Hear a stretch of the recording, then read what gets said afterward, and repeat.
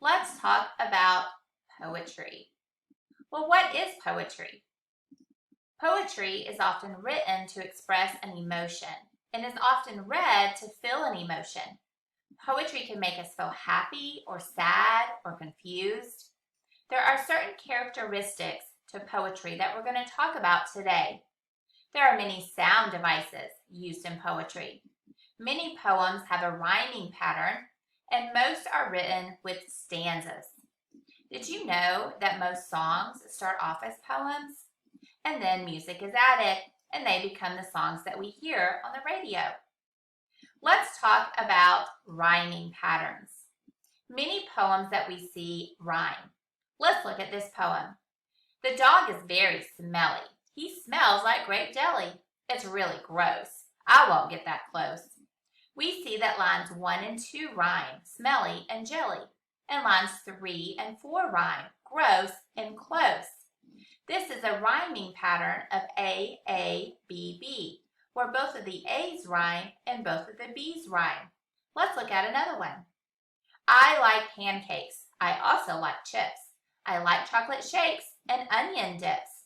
We see that lines 1 and 3 rhyme, pancakes and shakes, and 2 and 4 rhyme, chips and dips. This is a different rhyming pattern that is A, B, where the A's rhyme and the B's rhyme. Let's look at another one. Fall is the best. I like to play outside. I like to jump in the leaves and go on a hayride. We see that lines 2 and 4 rhyme, outside and hayride. However, lines 1 and 3 do not rhyme at all. This is an A, B, C, B pattern. You will see these different rhyming patterns in poems, and you may also see others. Now let's talk about sound devices. This is what makes poetry easy and fun to read. An alliteration is a group of words that begin with the same sound. These are your tongue twisters. Let's read this one together. Sally sat on a slippery sled. We see that almost every word in this sentence begins with the S sound. This is what makes it a tongue twister. The next sound device is an onomatopoeia, which is a really fun word to say. These are your sound words. When I think of an onomatopoeia, I think of words that a superhero might use, such as bang, bam, buzz, wham, and clang. The words actually make the sound when you say them that they are describing. The next one is an assonance, which is a group of words that repeat the same vowel sound. Let's read this phrase together. Rise high in the bright sky.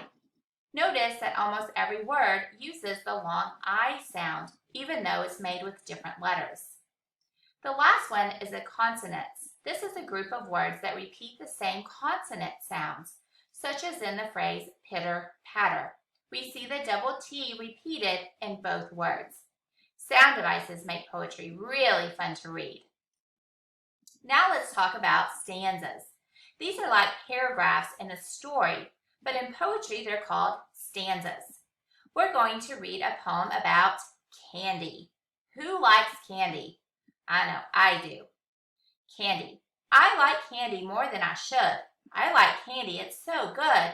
I like all candy. I do not care. I will eat them here. I will eat them there.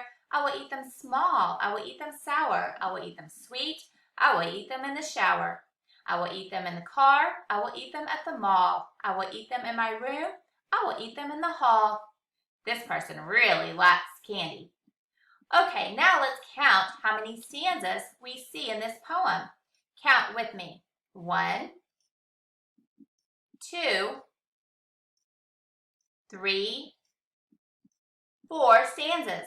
This poem has 4 stanzas. Good job.